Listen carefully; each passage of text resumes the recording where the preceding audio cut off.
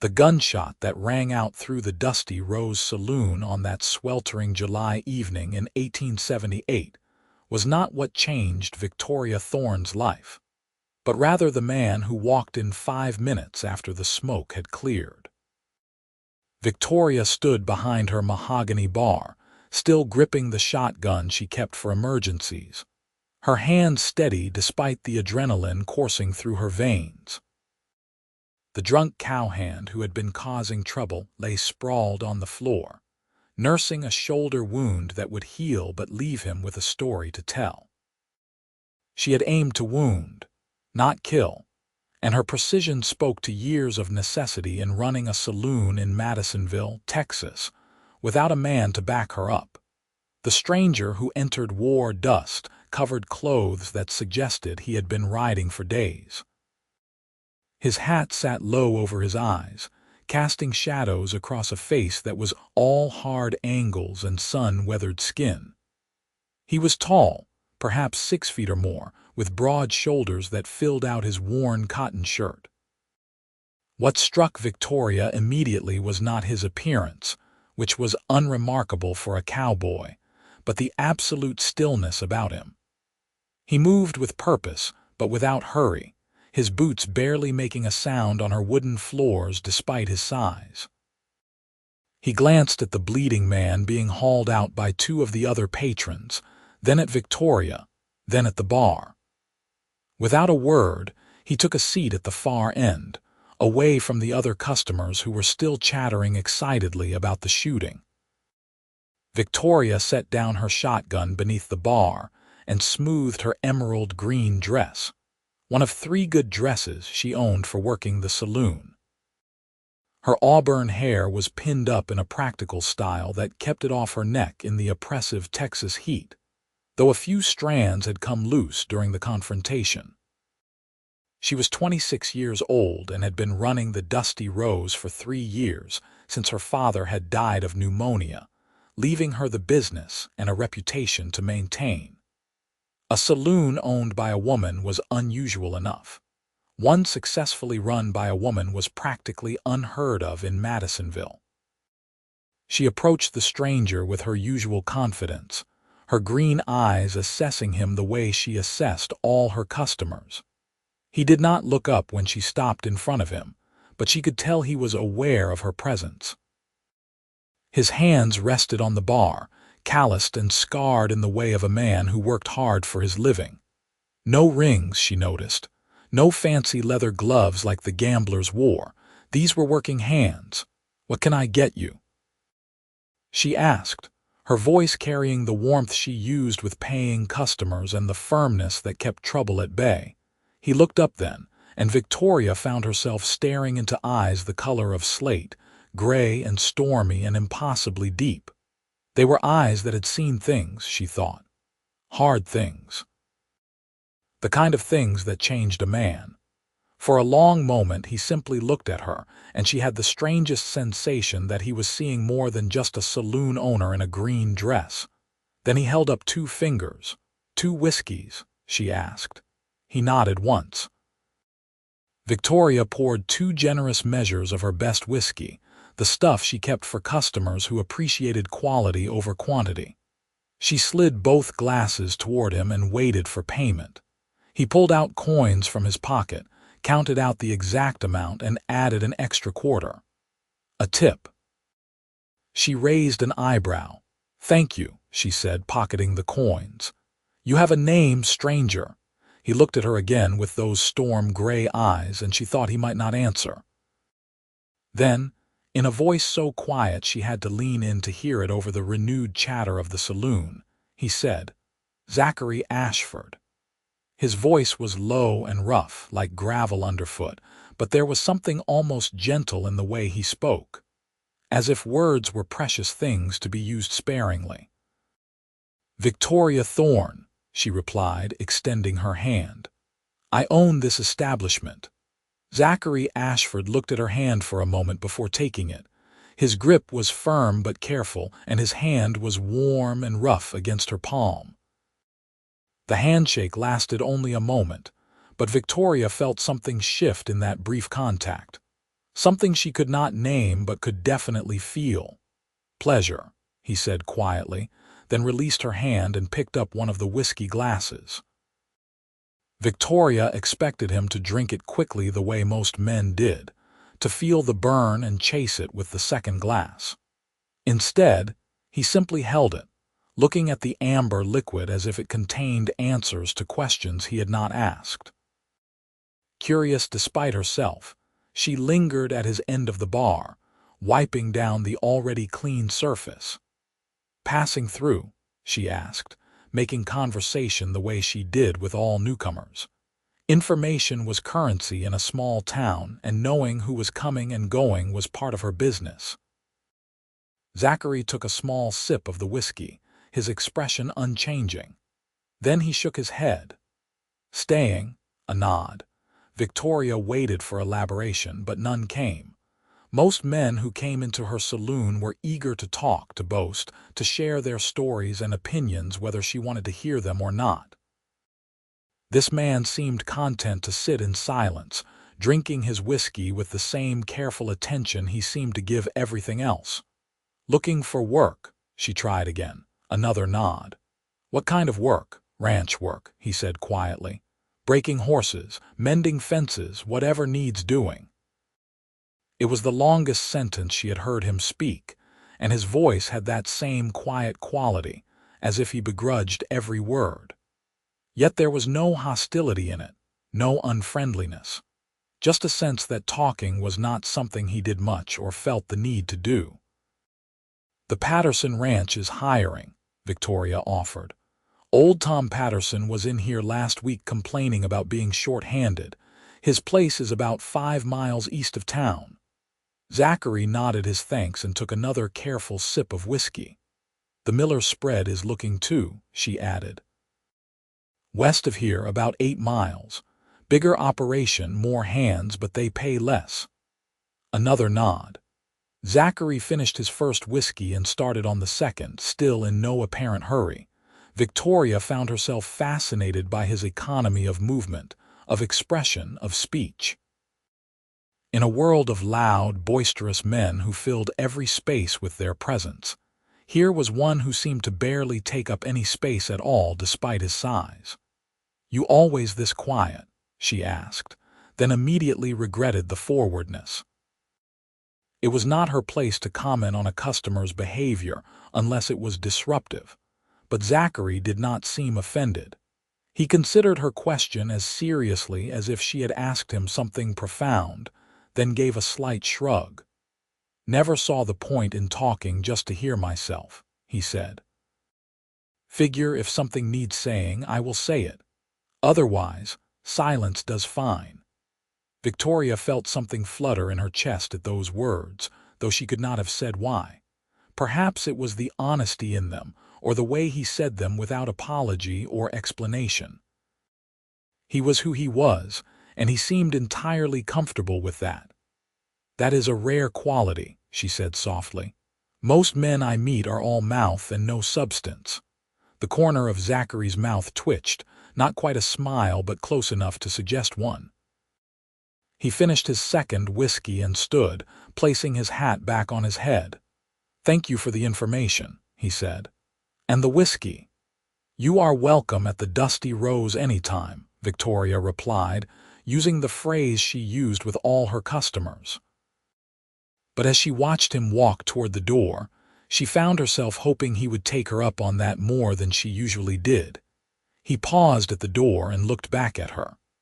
For a moment, their eyes met across the crowded saloon, and Victoria felt that flutter again, stronger this time.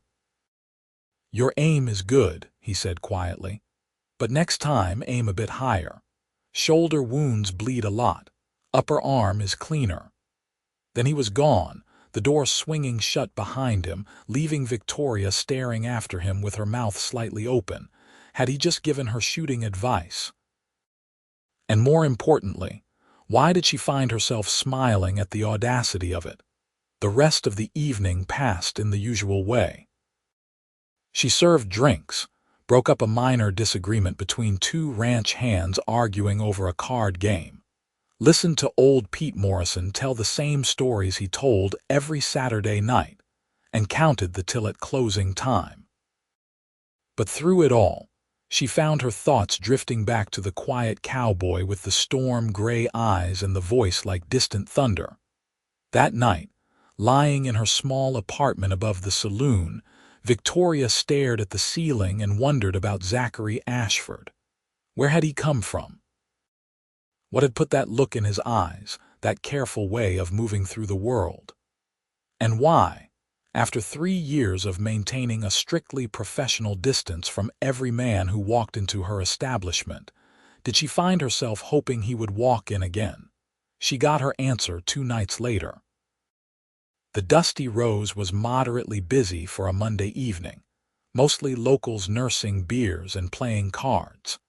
Victoria was serving a group of miners who worked a small claim north of town when she looked up and saw Zachary enter. He wore the same clothes, though they looked cleaner now, and he moved with that same unhurried purpose to the same seat at the end of the bar. Victoria finished with the miners and made her way to him, aware that her heart was beating a little faster than usual. She told herself it was just surprise at seeing him again so soon. Nothing more. "Mr. Ashford," she said in greeting. "Back already," he nodded, and she could have sworn she saw something that might have been pleasure in his eyes at being remembered. "Same thing as before?" she asked. "Just one this time," he said quietly, "and some information if you are willing." "I am always willing to help a paying customer," Victoria replied, pouring him a whiskey. "What do you need to know?" "I got work at the Patterson place," he said. "Old Tom said there is a church social this Saturday. Said the whole town turns out." Victoria nodded. "That is right. First Saturday of every month. Why do you ask?" Zachary looked uncomfortable for the first time since she had met him. He took a sip of his whiskey, set it down, and seemed to be carefully choosing his words. "Old Tom said if I wanted to fit in here, I should go," he said finally. "Said people like to see new faces at the socials, but I am not much for crowds or conversation." "But you want to fit in," Victoria observed. "I want to stay," he said simply. "And to stay, I need to be accepted, so I will go to the social." There was something touching about his honesty, about the way he admitted his discomfort without shame. Victoria found herself wanting to help him, this quiet man who was trying to make a place for himself in a town that was not always welcoming to strangers. "It is not as bad as you think," she said. "There is food, music, dancing. Most people are too busy enjoying themselves to interrogate newcomers. Just be yourself and people will warm up to you." "Be myself," Zachary repeated, a hint of dry humor in his voice. "The quiet fellow who barely talks. I am sure that will go over well." Victoria laughed, surprised by his self-awareness. "You would be surprised. Not everyone appreciates constant chatter. Some people value a man who thinks before he speaks." "Do you?" he asked, looking directly at her. The question caught her off guard. There was something in the way he asked it, something that suggested her opinion mattered to him. Victoria felt heat rise to her cheeks, grateful for the dim lighting of the saloon. "I do," she said honestly. "I value authenticity over performance. A man who is comfortable with who he is rather than who he thinks he should be." Zachary held her gaze for a long moment, and Victoria felt something pass between them, some understanding that did not need words. Then he nodded and took another sip of his whiskey. "Will you be there?" he asked. "At the social, I will," Victoria replied.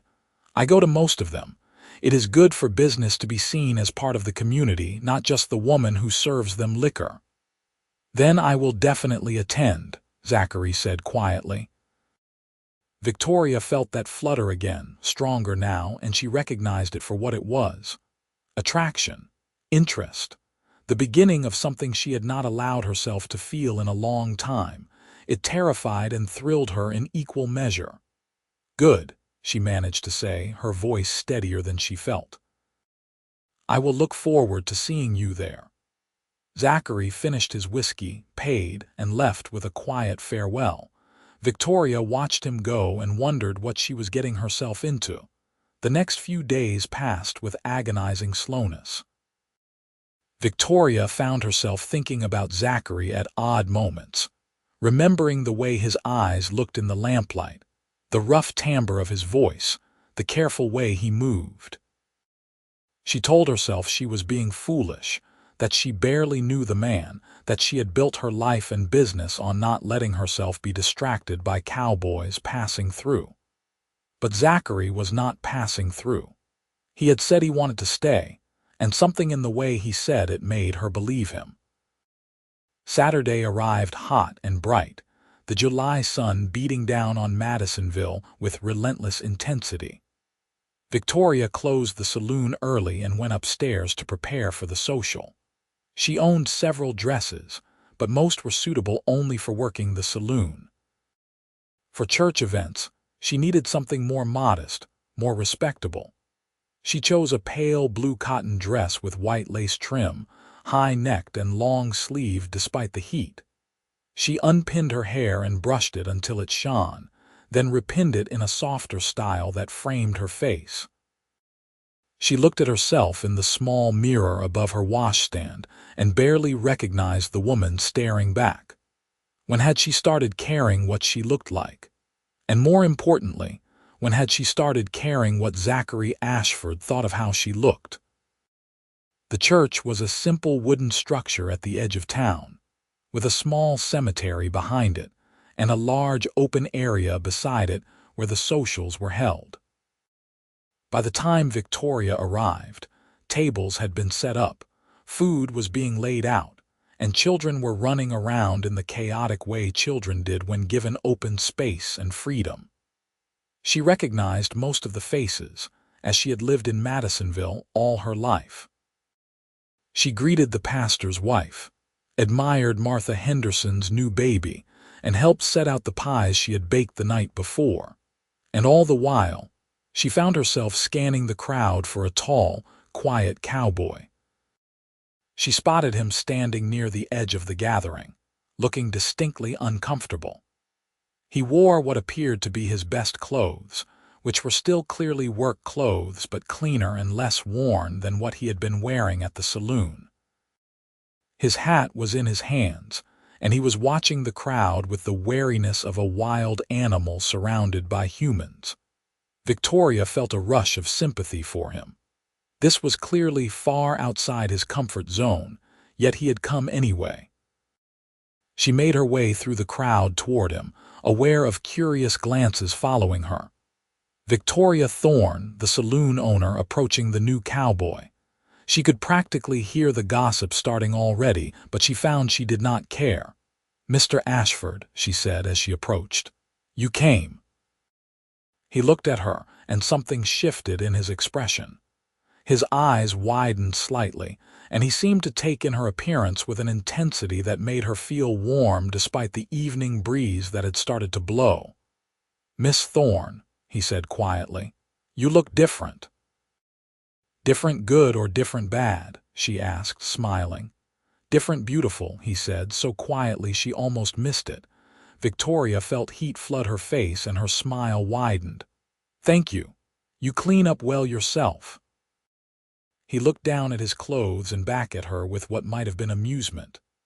"Liar," he said softly, "but I appreciate the kindness." Before Victoria could respond, Martha Henderson appeared at her elbow, baby in arms and curiosity in her eyes. "Victoria, are you going to introduce me to your friend?" she asked with barely concealed interest. "Of course," Victoria said smoothly. "Martha Henderson, this is Zachary Ashford. He is new to town, working at the Patterson Ranch." "Mr. Ashford, Martha is married to Carl Henderson, who runs the general store." "Pleased to meet you," Zachary said, his voice quiet but polite. He did not offer to shake hands, which was appropriate given that Martha was holding a baby, but he gave a respectful nod. "Where are you from, Mr. Ashford?" Martha asked, her eyes bright with curiosity. Around, Zachary replied. And what brings you to Madisonville? Work. Do you have family? No. Victoria watched with amusement as Martha's enthusiasm slowly deflated in the face of Zachary's monosyllabic responses. It was not that he was rude, just that he answered exactly what was asked, and not a word more. After a few more attempts at conversation, Martha gave up and excused herself, though not before giving Victoria a significant look that clearly said they would be discussing this later. "Sorry," Zachary said once Martha was out of earshot. "I am not good at small talk." "No apology necessary," Victoria replied. "You answered her questions honestly. Not your fault she expected elaboration. You are not disappointed. In what? That I am not more social, more talkative." Victoria looked at him, at the genuine concern in his gray eyes, and felt something shift inside her. Here was a man so used to being judged for his quiet nature that he expected disappointment from her. The realization made her sad and protective in equal measure. "Zachary," she said, using his first name deliberately. "I spend every night surrounded by men who think the sound of their own voice is the most important thing in the world. Men who talk over each other, who brag and posture and never say anything of substance. You speak when you have something to say, and when you do, your words have weight. Why would I be disappointed in that?" He stared at her as if she had said something profound, his eyes searching her face. "Most people do not see it that way." "I am not most people." "No," he agreed quietly. "You are not." They stood together in comfortable silence, watching the social unfold around them. The musicians started playing and couples began to dance. Children darted between the adults, their laughter mixing with the music. The sun was beginning to set, painting the sky in shades of orange and pink, and the air was finally starting to cool. "Do you dance?" Victoria asked after a while. Zachary looked at the dancing couples and back at her. "Not well," he admitted, "but I would be willing to try if you wanted to." Victoria felt her heart skip at the offer. "I would like that," she said. He set his hat on a nearby table and offered her his hand. She took it, feeling again that sensation of rightness at the contact. He led her to the edge of the dancing area, where they would be less conspicuous, and carefully placed one hand on her waist. The other held her hand gently, as if she were something precious that might break if he gripped too tightly. "I really am not very good," he warned as they began to move. "Fair warning." "Neither am I," Victoria lied, wanting to put him at ease. But as they danced, she discovered he had been telling the truth. He was not a natural dancer, his movements a bit stiff, his timing slightly off. But he was trying, and there was something endearing about his concentration, the way he carefully guided her through the steps as if it were the most important task he had ever undertaken. "You are doing fine," she assured him as he nearly stepped on her foot. "You are a terrible liar," he replied, but she caught the hint of a smile on his lips. They danced through one song and into another, and gradually Zachary relaxed. His movements became smoother, more confident. He pulled her a little closer, close enough that she could feel the warmth of him, smell the faint scent of soap and leather and something else that was purely him. Her hand in his felt small and safe, and she found herself wishing the dance would never end. "Victoria," he said quietly as they swayed to the music, "can I ask you something?" "Of course." "Why did you never marry? A woman like you, I would think men would be lining up."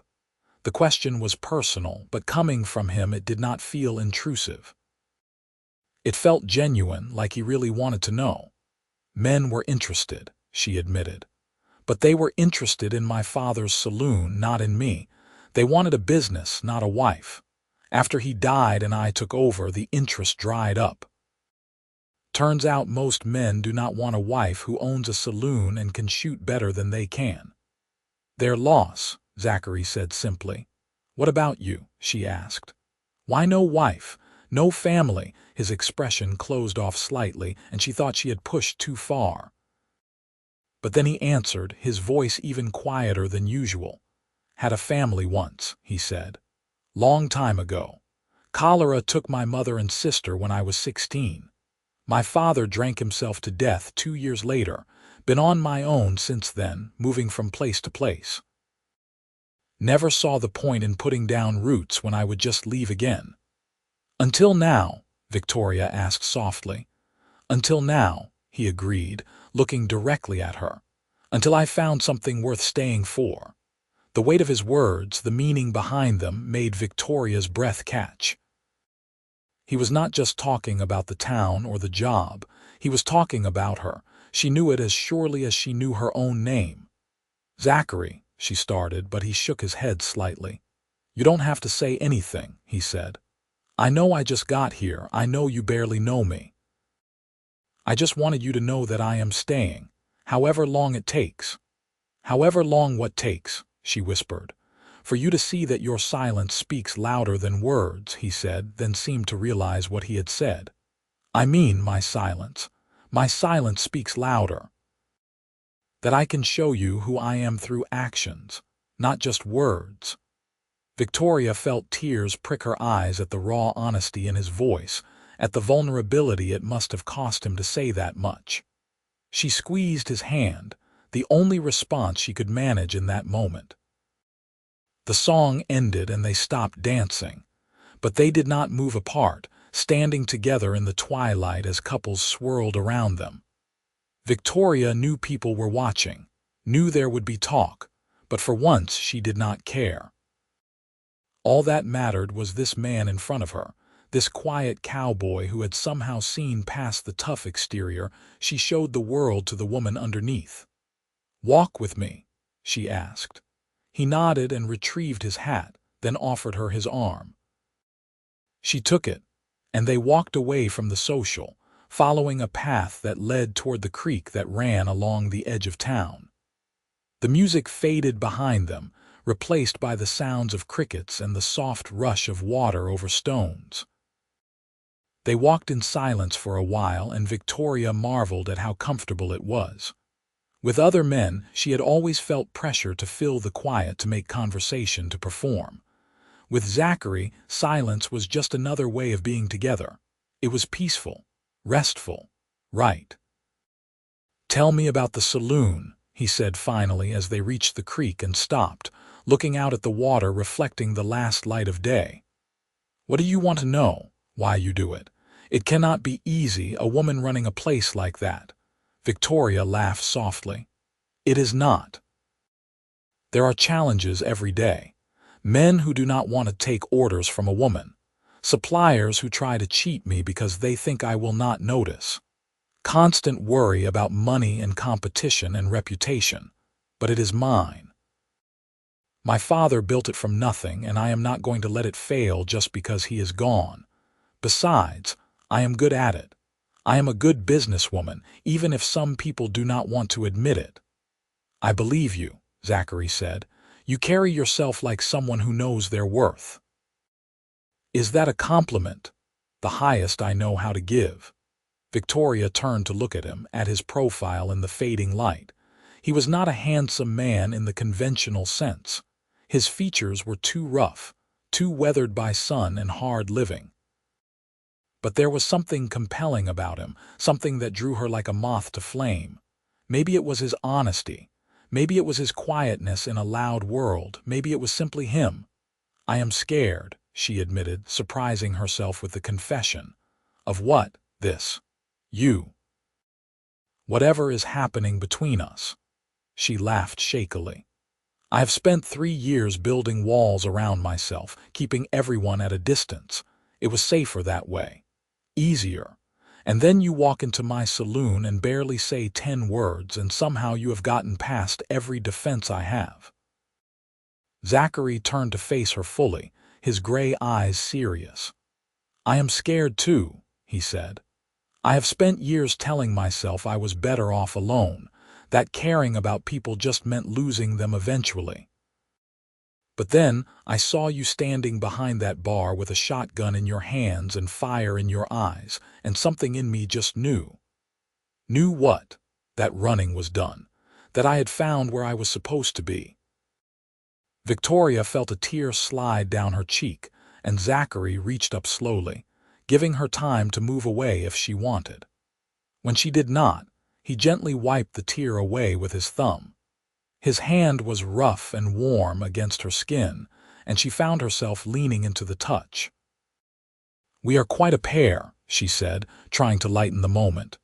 "Two broken people finding each other in a nowhere town in Texas." "I do not think we are broken," Zachary said thoughtfully. "Just a little cracked, and maybe that is how the light gets in." Victoria laughed and cried at the same time, overwhelmed by the poetry of his words, by the tenderness in his touch. "For a man who claims not to like talking, you certainly know what to say." "Only to you," he said simply. "With you, the words seem to come easier. Maybe because I know you are really listening." They stood by the creek as full darkness fell, talking in soft voices about everything and nothing.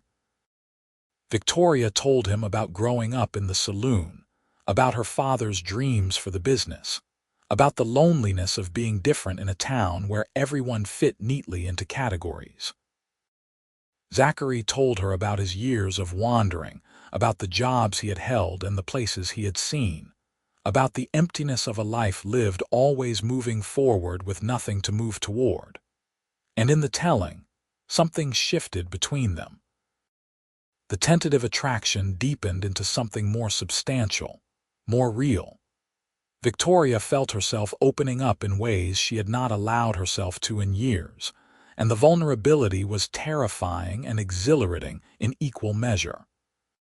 Finally, when the moon was high and Victoria knew she needed to get back, they walked slowly back toward town. At the door to her saloon, they stopped. "Thank you," Victoria said, "for tonight, for talking with me." "Thank you for listening," Zachary replied. "Can I see you again?" "Outside of the saloon, I mean. I would like that very much. Sunday afternoon, I am off work." "Sunday afternoon," Victoria agreed. "We could take a ride out to the canyon. It is beautiful this time of year." "I will be here at noon." He started to turn away, then stopped and turned back. For a moment Victoria thought he might kiss her, and her heart raced at the possibility. But instead, he took her hand and raised it to his lips, pressing a gentle kiss to her knuckles. "Good night, Victoria," he said softly. "Good night, Zachary." She watched him walk away into the darkness, his figure eventually disappearing around a corner. Only then did she go inside, locking the door behind her and leaning against it, her hand still tingling from his kiss. What was she doing? She had built her entire life around being independent, around not needing anyone. But as she climbed the stairs to her apartment, she found herself smiling. Maybe needing someone was not the same as being weak. Maybe letting someone in was the bravest thing she could do. Sunday afternoon arrived after what felt like the longest 2 days of Victoria's life. She had gone through the motions of running the saloon, serving customers, managing inventory, settling disputes. But her mind was elsewhere, counting down the hours until she would see Zachary again. She wore a simple riding dress in dark brown, practical for a horse but still feminine. She braided her hair and pinned it up, then added a wide-brimmed hat to protect her from the sun. At 5 minutes to noon, she heard footsteps on the stairs leading to her apartment and opened the door before he could knock. Zachary stood there with his hat in his hands, and his face lit up when he saw her. It was not a big expression, just a slight softening around his eyes, a subtle lift to his mouth, but Victoria was learning to read his quiet signals. "Ready?" he asked. "Ready." He had borrowed 2 horses from old Tom Patterson, good steady animals used to the Texas heat and terrain. He helped Victoria mount, his hands firm and respectful, then swung up onto his own horse with the easy grace of a man who had spent most of his life in a saddle. They rode out of town heading north, toward the canyon lands that gave Madisonville some of its most beautiful scenery. The day was hot but not unbearable, with a breeze that kept the worst of the heat at bay. They rode in comfortable silence at first, both content to simply be together. "How was work this week?" Victoria asked after a while. "Good," Zachary replied. "Old Tom is a fair boss. Honest pay for honest work. The other hands are decent fellows once they got used to my not talking much." "Did they give you trouble?" "Some testing at first. New hand always gets tested. But I do my work and do not complain, so they accepted me quick enough." Victoria smiled, imagining Zachary calmly doing his job while the other ranch hands tried to figure him out. "I am glad you found good work." "It is temporary," Zachary said, glancing at her. "Tom knows that. I told him up front I was working to save money for my own place." He appreciated the honesty. "Your own place?" Victoria asked, surprised. "You want to buy land. If I am going to stay, I want to put down real roots, not just work for someone else but build something of my own. There is a small spread for sale about 10 miles from here. Nothing fancy, just 100 acres and a cabin that needs work. But it is good land, good water. Could support cattle, maybe horses." "That sounds wonderful," Victoria said, and she meant it. The idea of Zachary having a permanent place, a home, made what was between them feel more real, more possible. They reached the canyon just after 1 o'clock, tying the horses in the shade and walking to the edge. The canyon stretched out before them, layers of red and orange rock carved by thousands of years of wind and water. It was breathtaking in its stark beauty, a reminder of how small they were in the scheme of things. "I have never seen anything like this," Zachary said quietly, his eyes taking in the view. "It is my favorite place," Victoria admitted. "When things get hard, when I feel overwhelmed, I come out here. It helps me remember that my problems are not as big as they seem." They sat on a flat rock near the edge, their shoulders almost touching. Victoria had packed a simple lunch of bread, cheese, and apples, and they ate while looking out at the canyon. She found herself stealing glances at Zachary, studying his profile, the way the wind ruffled his dark hair, the strength in his hands as he carefully cut the cheese with a pocket knife. "Can I ask you something?" she said as they finished eating. "Always." "Why me?" "I mean, I am not trying to fish for compliments. I genuinely want to understand. You could have your pick of women in town. Women without my reputation, without my complications. So why me?" Zachary was quiet for a long moment, and Victoria thought maybe she had overstepped. But then he turned to face her, his gray eyes serious. "You want the truth, always. That first night when I walked into your saloon, I was not planning to stay in Madisonville. I was just passing through, looking for a meal and maybe a bed. I had been moving from town to town for so long that everywhere started to look the same. But then I saw you." He paused, as if gathering his thoughts, and Victoria waited, barely breathing. "You were holding that shotgun like you had been born with it in your hands," he continued. "No fear, no hesitation, just pure competence. And when you looked at that man you had shot, there was no regret, just the knowledge that you had done what needed to be done. In that moment, I saw someone who was completely, authentically herself. No apologies, no pretending to be something she was not. Just a strong woman doing what was necessary to protect herself and her business."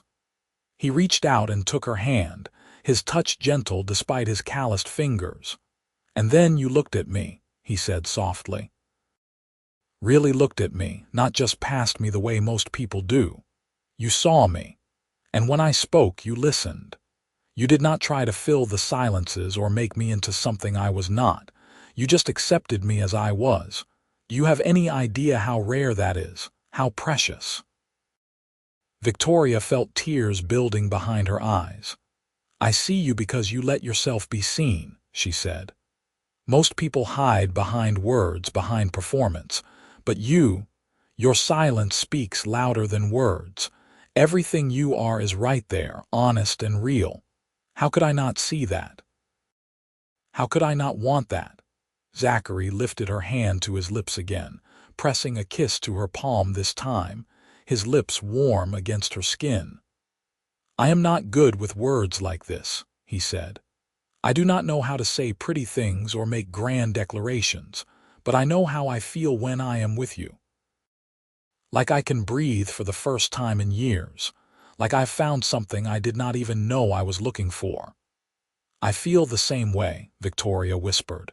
"It terrifies me." "Me too," he admitted. "But maybe that means it matters. Maybe things that are easy are not worth having." He leaned in slowly, giving her every opportunity to pull away. But Victoria did not want to pull away. She wanted this, wanted him, with an intensity that shocked her. When his lips met hers, gentle and questioning, she answered by pressing closer, her hand coming up to rest on his chest where she could feel his heart beating as fast as her own. The kiss was sweet and careful, a promise rather than a demand. When they pulled apart, Zachary rested his forehead against hers, his breath mingling with hers. "I am falling for you," he said quietly, "fast and hard, and I do not know how to stop it. I do not want to stop it." "Then do not," Victoria replied, "because I am falling too." They sat together in the shade of the canyon, talking and kissing and simply being together until the sun started to sink toward the horizon. Victoria told him about her dreams for the saloon, about wanting to expand, maybe add rooms for rent upstairs. Zachary told her about his plans for the land he wanted to buy, about breeding horses and raising cattle. And slowly, their separate dreams started to weave together into something shared, something possible. As they rode back to town, Victoria felt lighter than she had in years. The future, which had always seemed like something to be managed and survived, now looked bright with possibility. And all because of a quiet cowboy who spoke with his actions more than his words. The next few weeks passed in a blur of stolen moments and growing connection. Zachary came to the saloon most evenings after work, always sitting at the end of the bar, always ordering one whiskey that he nursed for an hour. They did not talk much during those visits, not with the crowd around them, but their eyes found each other constantly across the room. Sometimes Zachary would help when things got busy, breaking up fights with his size and calm presence, or carrying heavy kegs from the cellar. He never asked for thanks or payment, just did what needed doing and went back to his seat. On Sundays, they spent the day together, sometimes riding out to the canyon, sometimes just walking around town, sometimes sitting in her apartment above the saloon talking for hours. Victoria learned about his childhood in Missouri, about the sister who had loved to sing and the mother who had taught him to read. Zachary learned about her fears and insecurities, about the pressure of maintaining her father's legacy, about her loneliness in a town full of people. And through it all, their bond deepened. Victoria found herself trusting him in ways she had never trusted anyone, sharing parts of herself she usually kept hidden. And Zachary slowly began to open up more, his words coming easier the more time they spent together. One evening in late August, about 6 weeks after they had met, trouble walked into the dusty Rose. Victoria saw it immediately in the way the three men carried themselves, in the hard look in their eyes and the way their hands hovered near their guns. They were not locals and they were not cowboys looking for a drink. They were something else entirely. "Whiskey," the tallest one said, slapping coins on the bar. "The whole bottle." Victoria served them, her senses on high alert. She caught Zachary's eye across the room and saw that he was watching the men too, his body tense despite his relaxed posture. The men drank quickly and got loud, making crude jokes and eyeing the few other patrons with open hostility. Victoria knew she needed to defuse the situation before it escalated. "Gentlemen," she said, approaching their table, "I am going to have to ask you to keep your voices down. This is a respectable establishment." The tall one looked at her with bloodshot eyes and a mean smile. "Respectable. That is a funny word coming from a saloon girl." "I am the owner," Victoria said coolly, "and you will show respect or you will leave." "Make me," the man said, standing up. He was big, probably 6 feet and heavily built, and he clearly expected Victoria to back down. She did not. "Leave now, or I will make you leave." The man laughed and reached for her. He never completed the motion. Zachary was suddenly there, his hand gripping the man's wrist with enough force to make him gasp. "The lady asked you to leave," Zachary said quietly. His voice was calm, but there was steel underneath. "I suggest you do it." The man's friends stood up, hands moving toward their guns. The whole saloon went silent, everyone watching the standoff. Victoria felt her heart in her throat, terrified that someone would do something stupid and people would die. "Zachary," she said softly, "it is not worth it." But Zachary kept his eyes on the tall man, his grip never wavering. "Your choice," he said to the troublemaker. "Walk out on your own feet or get carried out. Either way, you are leaving." For a long moment, no one moved. Then the tall man jerked his wrist free and spat on the floor. "Not worth the trouble," he muttered. "Come on, boys. Let us find a place that appreciates customers." The 3 men left, tension vibrating off them. Zachary watched them go, not relaxing until they had been gone for a full minute. Then he turned to Victoria. "Are you all right?" She nodded, though her hands were shaking. "Thank you. That could have gotten bad." "That is why I was here," he said simply. "To make sure it did not." Later, after the saloon had closed and the last customers had left, Victoria and Zachary sat together in the quiet barroom. She poured them each a whiskey, her hands finally steady again. "You did not have to do that," she said. "Confronting those men, they could have killed you." "They could have hurt you," Zachary replied. "That was not acceptable. I can take care of myself." "I know you can, but that does not mean you should have to, not when I am here." Victoria looked at him, at the sincerity in his gray eyes, and felt her heart swell with emotion she could not name. Or maybe she could name it but was afraid to. "Zachary, what are we doing?" she asked softly. "We have been seeing each other for weeks now, but we have never actually talked about what this is, what we are to each other." He was quiet for a moment, turning his whiskey glass in his hands. "What do you want us to be?" he asked finally. "I asked first." "Fair enough." He set down his glass and took both of her hands in his. "I want you to be my future," he said quietly.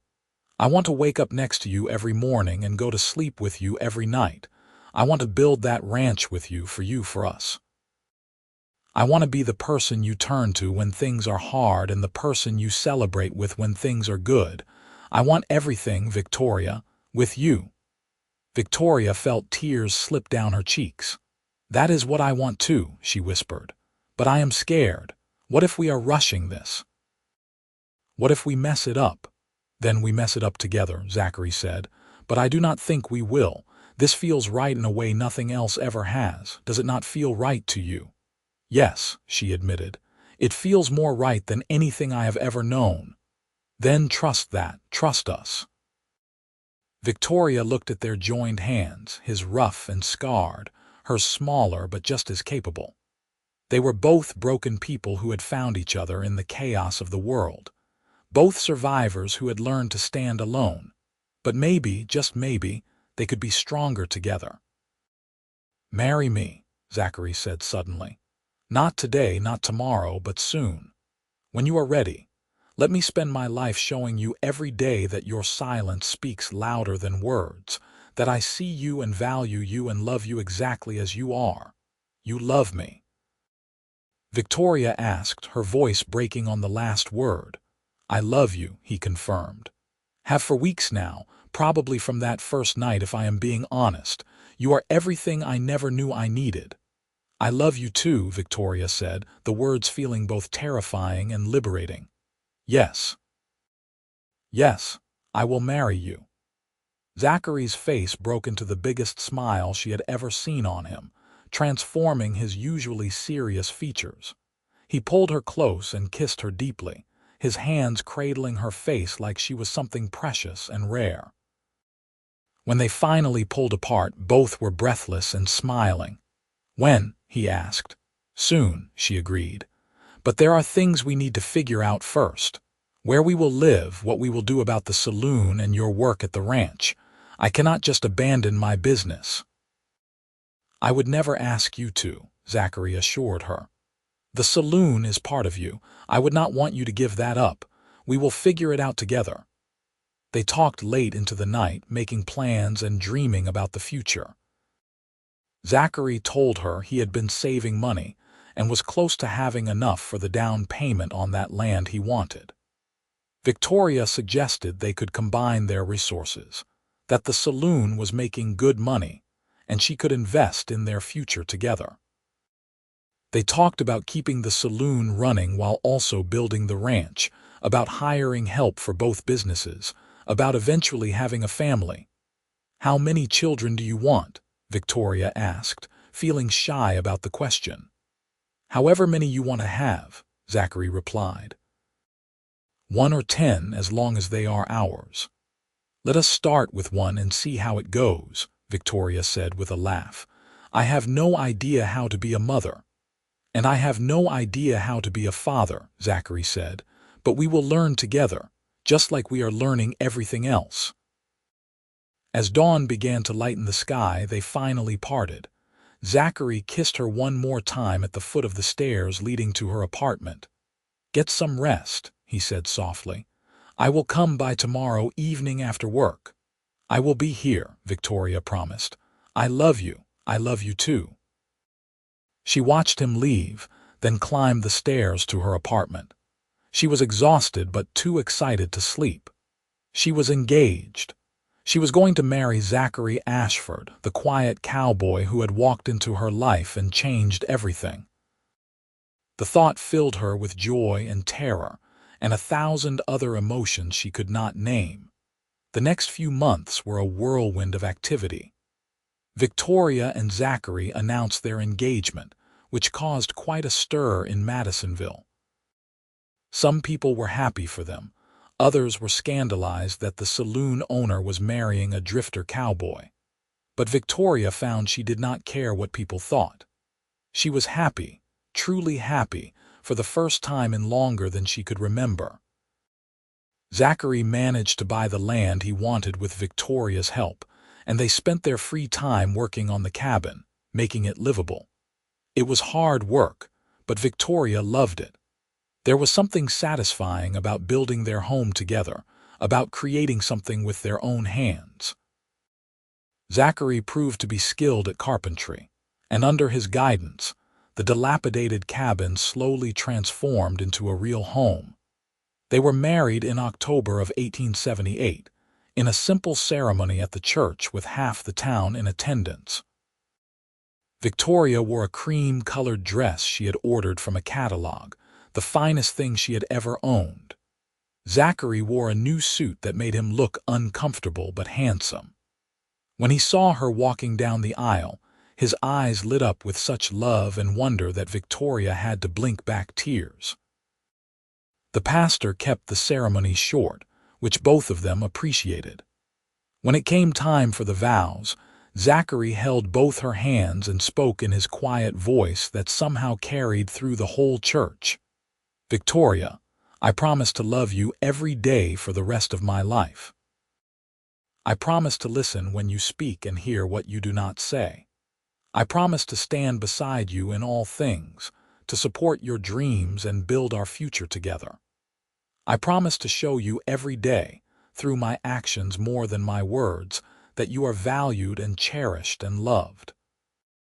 Your silence speaks louder than words, and I promise to always hear what you are really saying, to always see who you really are. Victoria was crying openly now, not caring who saw. She spoke her own vows through her tears. Zachary, I promise to love you with everything I have. I promise to build a life with you full of joy and adventure and quiet moments together. I promise to trust you and lean on you and let you lean on me. I promise to see you always for exactly who you are. And I promise to spend the rest of my life grateful that you walked into my saloon that night and changed everything. When the pastor pronounced them husband and wife and told Zachary he could kiss his bride, Zachary pulled Victoria close and kissed her deeply, to the cheers and applause of everyone present. In that moment, Victoria felt like the luckiest woman in the world. The reception was held at the Dusty Rose, which Victoria had closed for the day. There was food and music and dancing, and for once Victoria let herself just enjoy it without worrying about managing everything. Zachary kept her close all night, his hand in hers or on her waist, as if he could not bear to be separated from her even for a moment. As the night wound down and guests began to leave, Martha Henderson pulled Victoria aside. "I am happy for you," Martha said sincerely. "When you two first started courting, I was not sure. He seemed so different, so quiet. But watching you together tonight, seeing how he looks at you, how you look at him, I can see it is real love. The kind that lasts." "It is real," Victoria agreed. "More real than anything I have ever known." "Hold on to that," Martha advised. "Real love is rare and precious. I hope you two have many happy years together."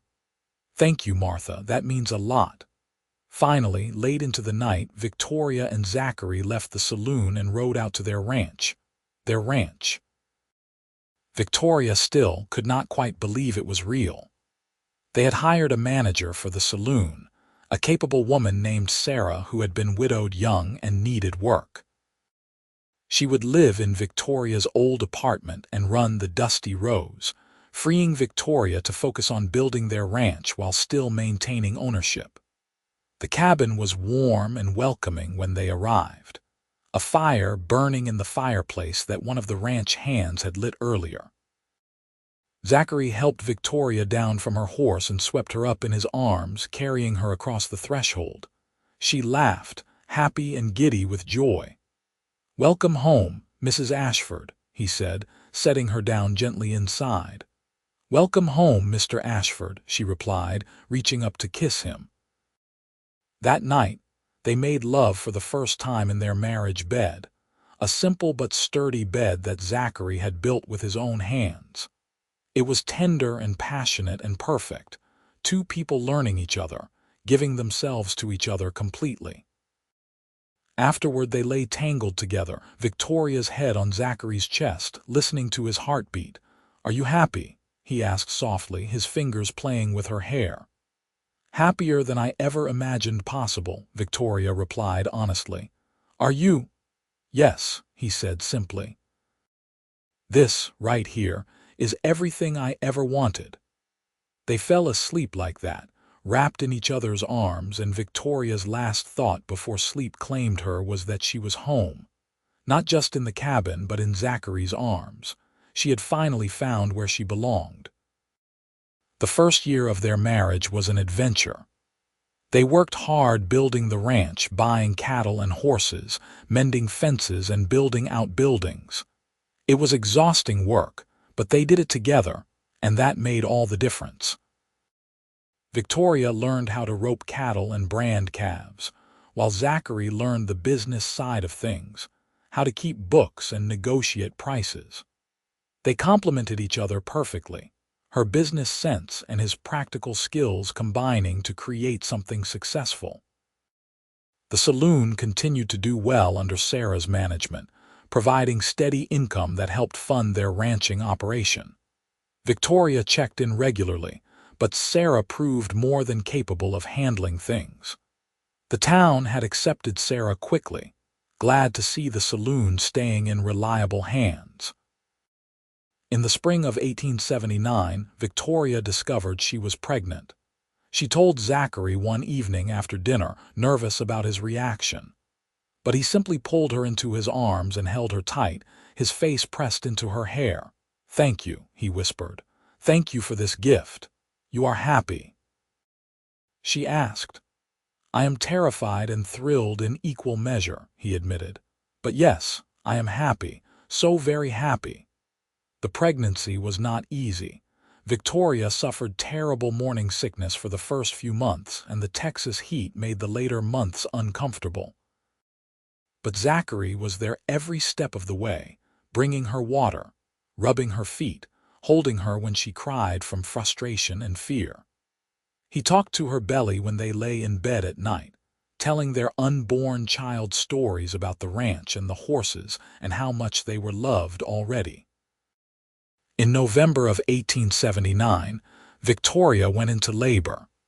It was long and difficult, and there were moments when she thought she could not do it, could not endure any more. But Zachary was there, holding her hand, whispering encouragement, his presence steady and calm even when she could see the fear in his eyes. "You can do this," he told her. "You are the strongest person I know. Just a little more, my love, just a little more." Finally, after 18 hours of labor, their son was born. He came into the world screaming, healthy and strong, with a shock of dark hair and his father's gray eyes. The midwife cleaned him up and placed him in Victoria's arms, and she looked down at the tiny, perfect human they had created. "He is beautiful," she whispered, tears streaming down her face. "He looks like you," Zachary said, his voice thick with emotion.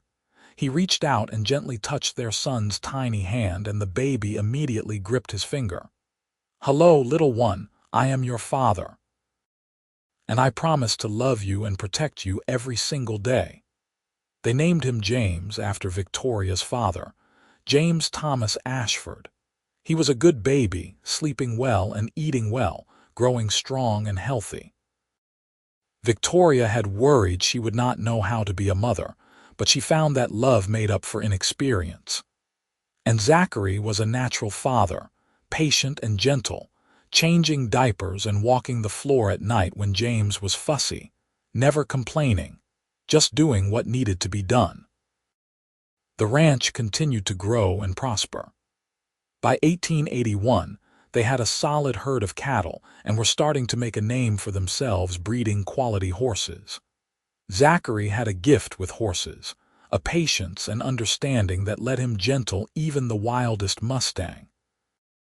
People started coming from all over Texas, buy horses from the Ashford Ranch.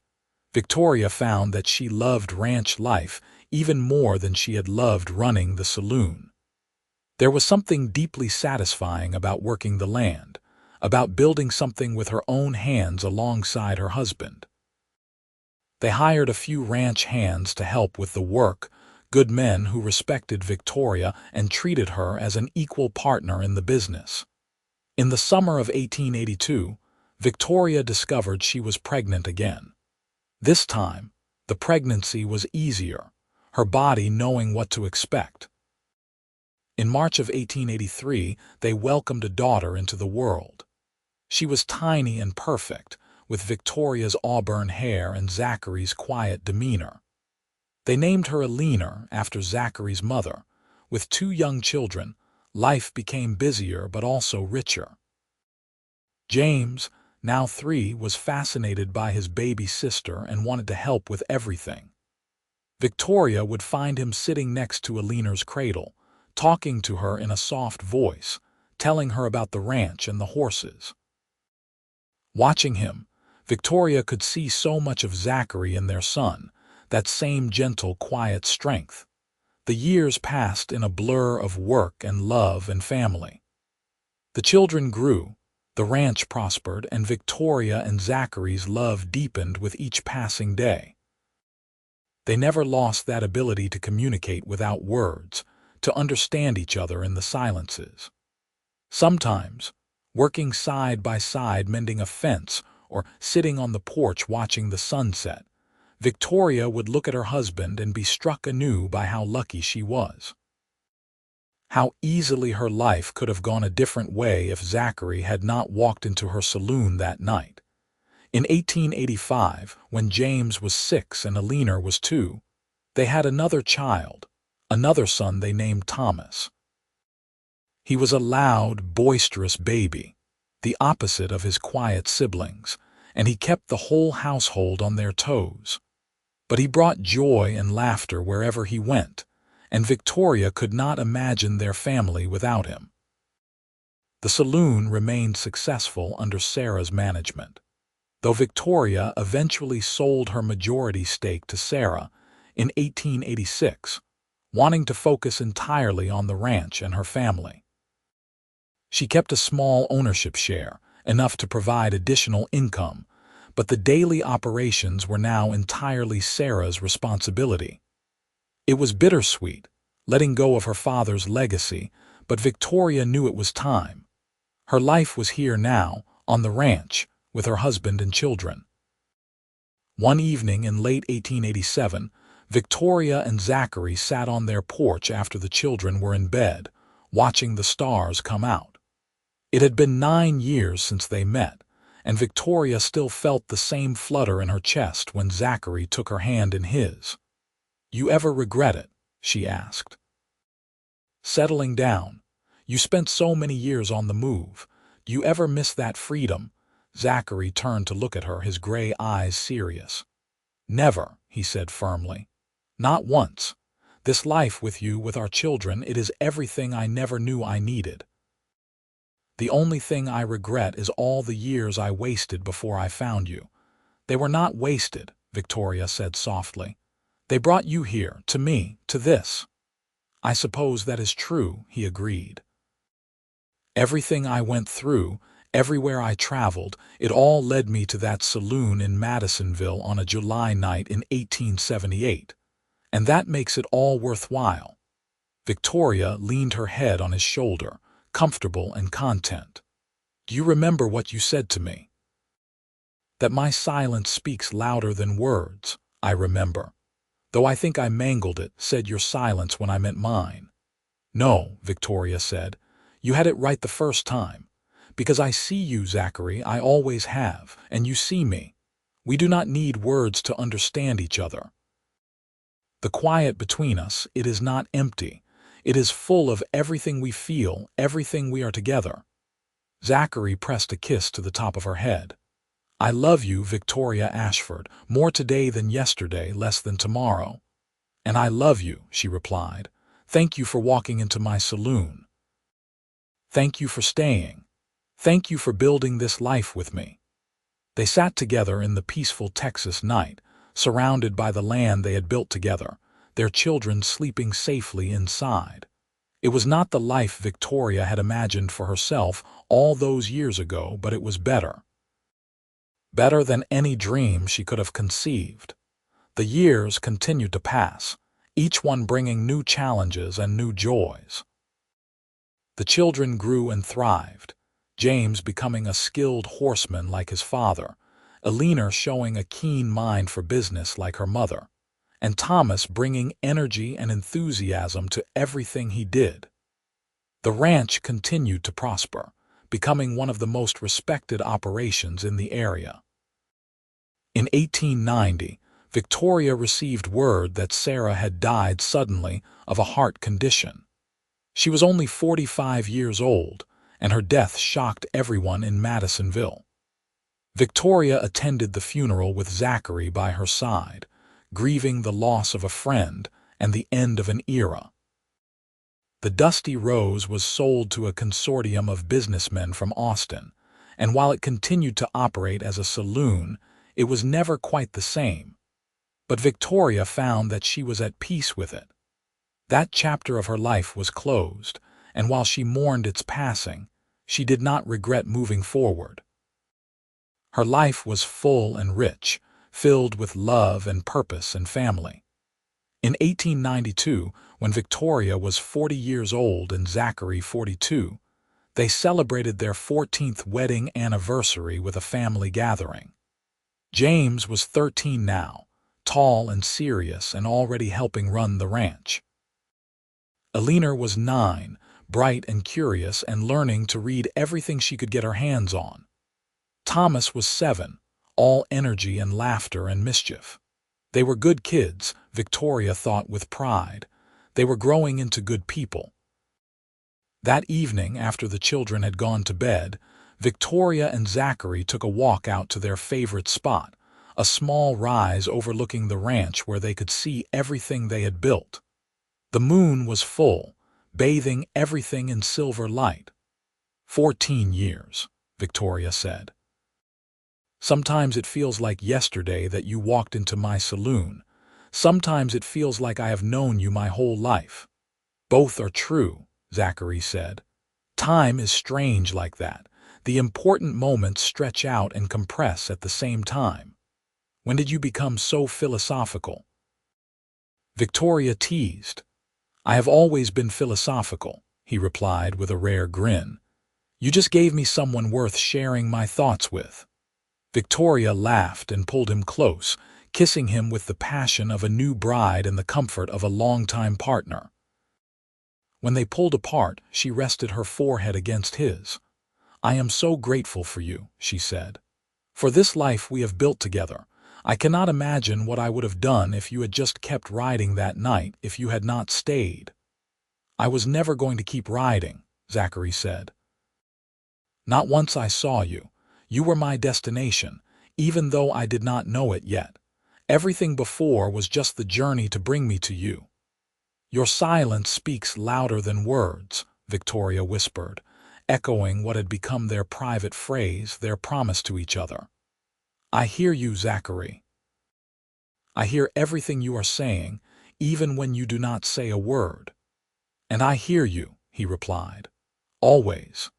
They stood together on that rise, two people who had found each other against all odds, who had built a life and a family and a future together. The ranch spread out below them, the land they had claimed and tamed and made their own. Their children slept peacefully in the house they had built with their own hands. And above them, the stars wheeled in the endless Texas sky, witnessing their love and their commitment and their joy. The years ahead would bring more challenges and more triumphs. They would see their children grow and start families of their own. They would weather droughts and hard winters and all the difficulties that came with ranching life. But they would face it all together, two quiet souls who had found in each other the home they had both been seeking. As they walked back to the house hand in hand, Victoria thought about that night in the saloon, about the quiet cowboy who had sat at the end of her bar and changed her life. She thought about how close she had come to missing it all if she had not looked up at the right moment, if she had not seen past the surface to the man underneath. But she had looked. She had seen. And in seeing, she had found everything. Thank you, she said as they reached the porch. For what? Zachary asked. For being exactly who you are. For never trying to be more or less than yourself.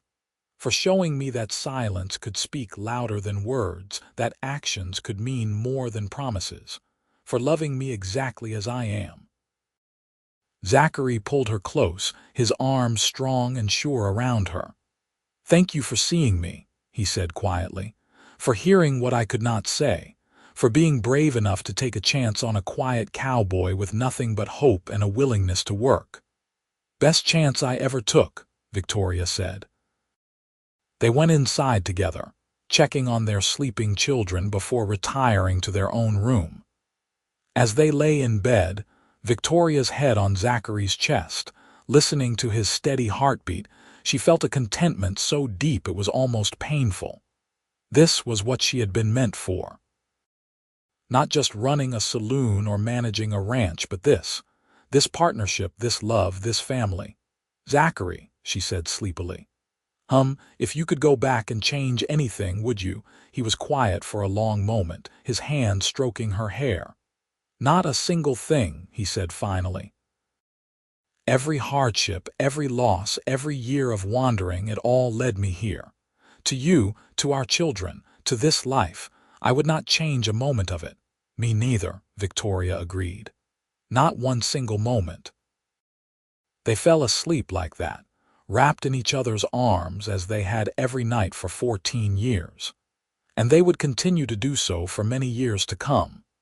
The ranch continued to grow and prosper through the 1890s and into the new century. James took over more and more of the daily operations as he grew older, showing a natural talent for both the work and the business. Eleanor surprised everyone by developing a passion for breeding horses, working alongside her father to develop a line of sturdy, intelligent working horses that were in high demand. Thomas, ever the social one, proved invaluable in negotiating deals and maintaining relationships with buyers and suppliers. In 1895, James married a local girl named Anna Parker, and they settled in a cabin on the far end of the ranch property. A year later, they gave Victoria and Zachary their first grandchild, a granddaughter they named Victoria after her grandmother. Holding that tiny baby, seeing her son as a father, Victoria felt the circle of life complete in a profound way. Eleanor married in 1898 to a horse trainer from San Antonio who shared her passion for the animals.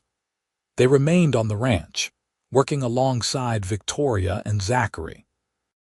Thomas, ever the wanderer in spirit if not in body, decided to try his hand at business in Austin, though he visited often and maintained his connection to the family ranch. As Victoria entered her 50s, she found herself with the luxury of being able to step back a bit, to let the younger generation take more responsibility. She and Zachary took to spending their mornings on the porch with coffee, watching the ranch wake up, content to supervise rather than do all the work themselves. "We are getting old," Victoria observed one morning in 1902, watching James and his sons working with the horses in the corral. "Speak for yourself," Zachary said with a slight smile.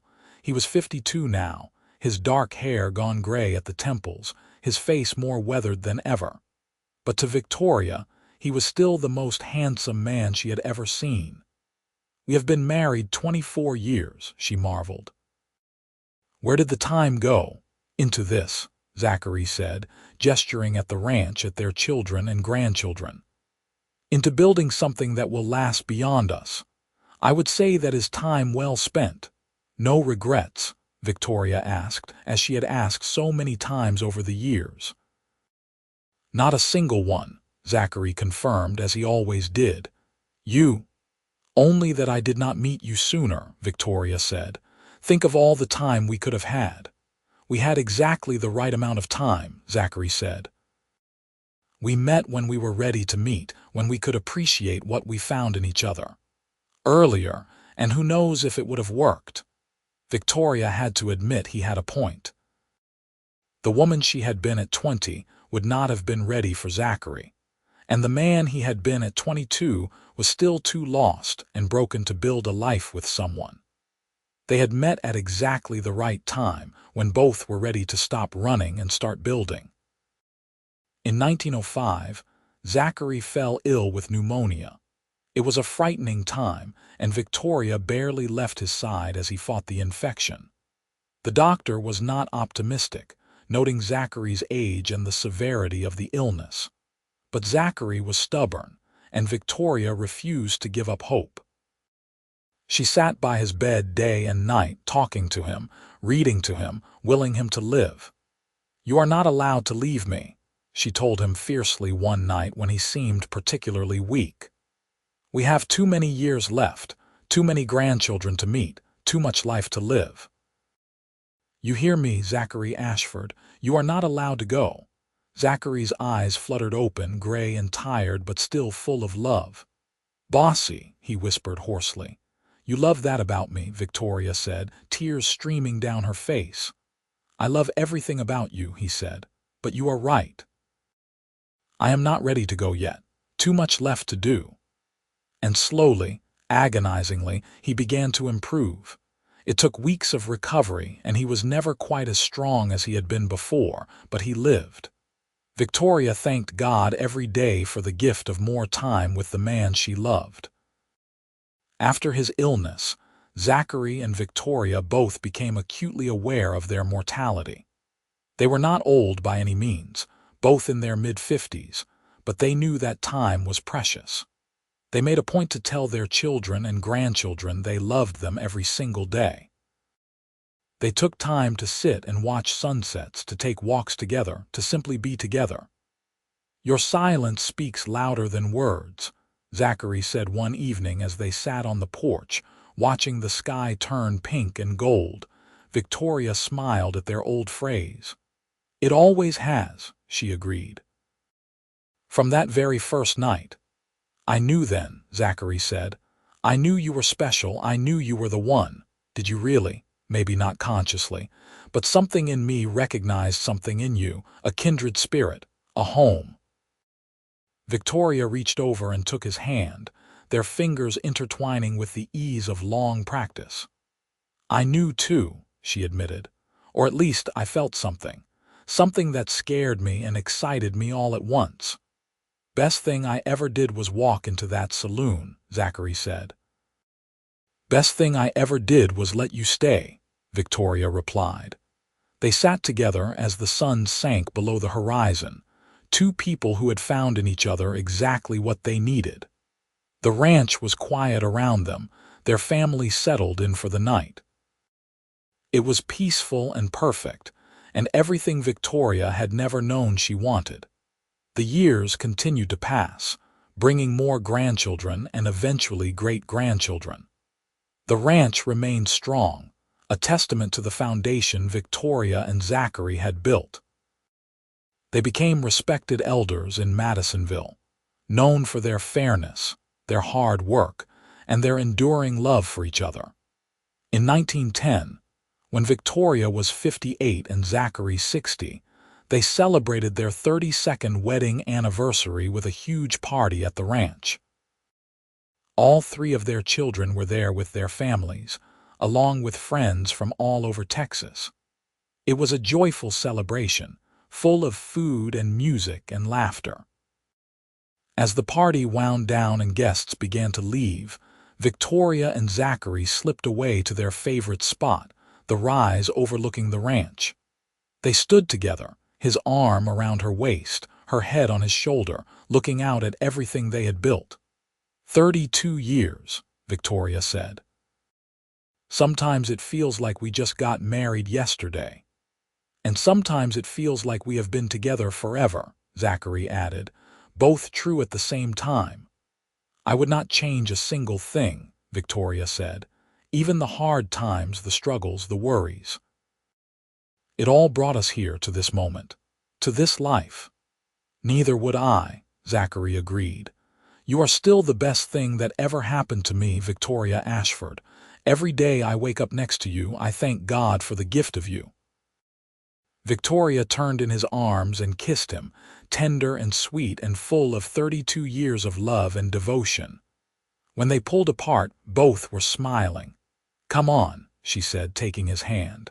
"Let us go home." They walked back to the house together, still hand in hand, still perfectly in sync after all these years. Their children and grandchildren were gathered in the living room, talking and laughing, and Victoria and Zachary paused in the doorway to take it all in. "We did good," Zachary said quietly. "We did," Victoria agreed. "We did really good." They spent the rest of the evening surrounded by family, soaking in the love and joy and connection that filled every corner of their home. And when everyone had finally gone to bed and they retired to their own room, Victoria and Zachary lay together in the darkness, content and grateful. "Your silence speaks louder than words," Victoria whispered, as she had so many times over the years. "And I hear you," Zachary replied, as he always did. "I hear everything you are saying, my love, and I always will." They fell asleep wrapped in each other's arms, two souls who had found their perfect match, two hearts beating as one. Outside, the Texas stars wheeled overhead, bearing witness to a love that had endured through decades, through hardship and joy, through everything life could throw at them. It was not a fairy tale. It was better. It was real, built on mutual respect and understanding and a deep, abiding love that needed no words to express itself. It was a life well lived, a love well earned, and a future secured for generations to come. And it all started with a quiet cowboy walking into a saloon, and a saloon owner brave enough to see past the silence to the man underneath. In the end, that was all that mattered. Not the words that were spoken, but the understanding that existed beyond words. Not grand gestures or flowery speeches, but steady presence and unwavering commitment. Your silence speaks louder than words. It was true then, and it remained true now, and it would be true for whatever time they had left. Because some things did not need to be said. Some things were simply understood. And love, real love, was one of those things. Victoria and Zachary Ashford lived many more years together on their ranch in Texas, surrounded by family and the land they loved. They faced the changing times with grace, adapting to new technologies and new ways while maintaining the core values that had always guided them. They remained partners in every sense of the word, equal halves of a whole, until the end of their days. And when Victoria eventually passed away peacefully in 1923 at the age of 71, with Zachary holding her hand, her last words were simple and true. "Your silence speaks louder than words, my love. I hear you. I have always heard you." Zachary lived 2 more years after Victoria, but part of him died with her. He was cared for lovingly by his children and grandchildren, spending his days on the porch of the ranch house, looking out at the land they had built together. And when he passed away in 1925 at the age of 75, his family swore they heard him whisper her name one last time. They were buried together on a small hill on their ranch property, their graves side by side, as they had been in life. The headstones were simple, bearing their names and dates and a single inscription chosen by their children. "Your silence speaks louder than words." The ranch remained in the family for generations, a testament to what 2 people could build together when they truly understood each other. And the story of Victoria and Zachary became legend in Madisonville, told and retold as an example of true love, of finding your perfect match against all odds. It was not a story of grand passion or dramatic gestures. It was a story of quiet understanding, of seeing and being seen, of 2 people who found in each other's silence more communication than most people found in a lifetime of words. It was a story of building a life together one day at a time, of facing challenges with united strength, of finding joy in simple moments. It was, in the end, a love story for the ages, not because it was perfect, but because it was real. And sometimes, real is the most romantic thing of all.